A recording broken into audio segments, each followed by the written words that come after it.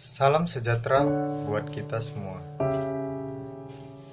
Kami dari kelompok 1, Psikologi Orang Dewasa. Dengan saya sendiri, Ronaldo Carlos Yotang.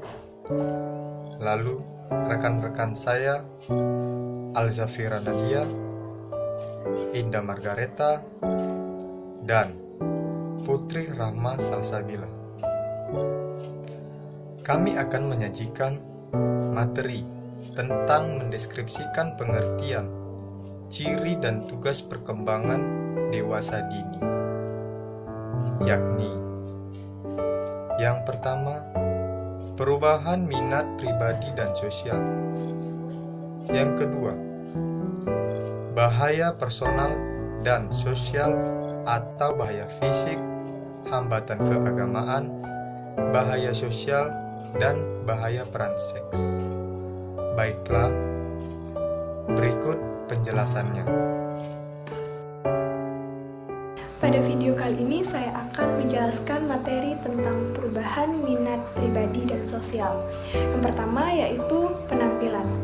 Ketika orang tumbuh dewasa, baik pria maupun wanita, telah belajar untuk menerima perubahan-perubahan fisik dan telah tahu pula manfaatnya, serta sudah tahu bahwa penampilan yang menarik adalah potensi kuat dalam pergaulan. Minat untuk meningkatkannya penampilan mulai berkurang menjelang umur 30-an, ketika ketegangan dalam pekerjaan dan rumah tangga terasa kuat. Yang kedua yaitu pakaian dan perhiasan. Orang mengetahui bahwa penampilan itu sangat penting bagi keberhasilannya di semua bidang kehidupan, sehingga sering menghabiskan uang dan waktu hanya untuk pakaian dan perhiasan dalam penyesuaian pribadi maupun sosial. Minat ini tidak menjadi berkurang seiring bertambahnya usia.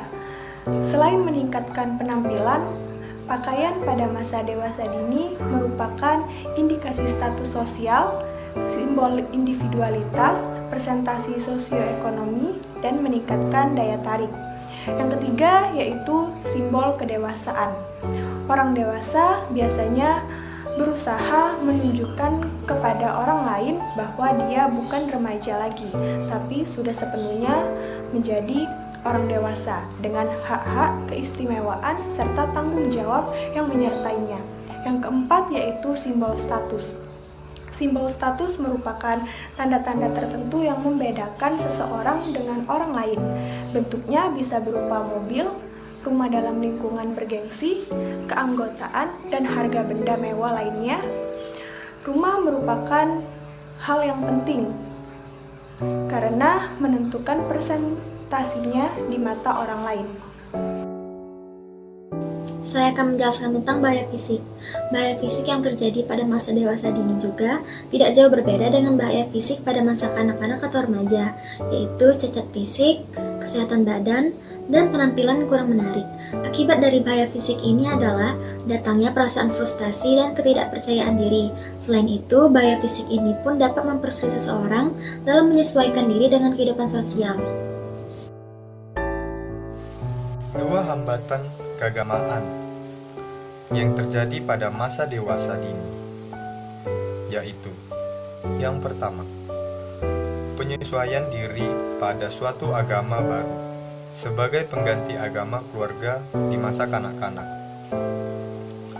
Yang kedua, tekanan dari sanak saudara suami atau istri untuk memeluk agama mereka dalam perkawinan campuran. Hambatan atau bahaya ini dapat mengganggu keadaan emosional individu pada masa dewasa awal. Baiklah, saya akan menjelaskan mengenai bahaya sosial dan bahaya peran seks. Bahaya sosial. Banyak orang pada masa dewasa awal mengalami hambatan yang sifatnya sosial. 3 di antaranya adalah hal yang umum terjadi pada masa dewasa awal, yaitu yang pertama, hambatan untuk bergabung dengan kelompok sosial tertentu yang cocok. Yang kedua, rasa tidak puas dengan peran yang harus dimainkan dalam memenuhi harapan kelompok. Dan yang ketiga, mobilitas sosial yang mengharuskan mereka untuk menyesuaikan diri dengan lingkungan baru. Bahaya peran seks. Pada masa dewasa dini, seorang wanita cenderung untuk merasa lelah dan terperangkap dengan apa yang sedang dihadapinya. Sebagai seorang ibu rumah tangga, dia harus mengurusi segala hal di rumah serta mengalami konflik mendahulukan karir suami. Mungkin itu saja yang dapat kami sampaikan. Lebih dan kurangnya, kami mohon maaf. Akhir kata, saya ucapkan terima kasih.